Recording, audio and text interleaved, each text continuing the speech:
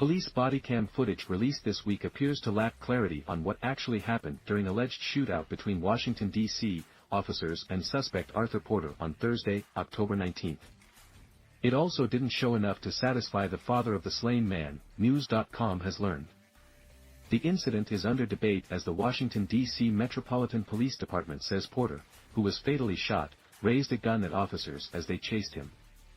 Some have speculated that an officer who was shot during the incident could have been hit by friendly fire rather than Porter. The video, which shows bodycam footage from two officers, doesn't clearly show Porter holding and pointing a gun at officers. The Washington Post has the videos to view here. When you watch the video, you'll see our officers are doing exactly what we want them to do. They're out in community, they're being visible, they're being present and they're running towards danger, Leslie Parsons, Assistant Chief for the D.C. Police Department's Homeland Security Bureau, said, according to WTTG-TV Fox 5. However, Porter's father, Terry Mobley, said he watched the video and did not see any instance of his son firing a gun at officers.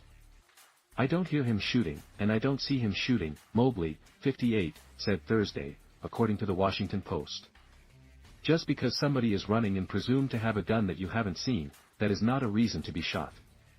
The video begins with an officer walking up behind Porter repeatedly saying, "Excuse me, sir."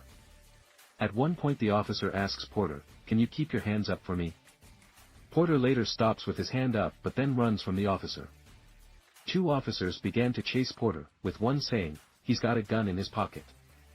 Soon after, one officer began firing toward a wide passageway, where they say Porter was firing from. Multiple gunshots are heard as the officer who was shot collapsed while another behind him was shooting at the suspect. Seconds later, Porter came out from between the two buildings and was confronted by more officers. One shot at Porter multiple times and hitting Porter, who stumbled, a handgun falling to his side, and collapsing near a tree. The Post reports one officer fired 9 times. Porter was pronounced dead at the hospital, according to police. According to Fox 5, police have not entertained the idea that one of their officers was hit by friendly fire, but they did say the shooting remains under investigation. Mobley is urging police to release more footage. The incident began after police were called to the 2800 block of Gainesville Street Southeast shortly before 5 p.m. for the report of an argument between a man, later determined to be Porter, and a woman in the street.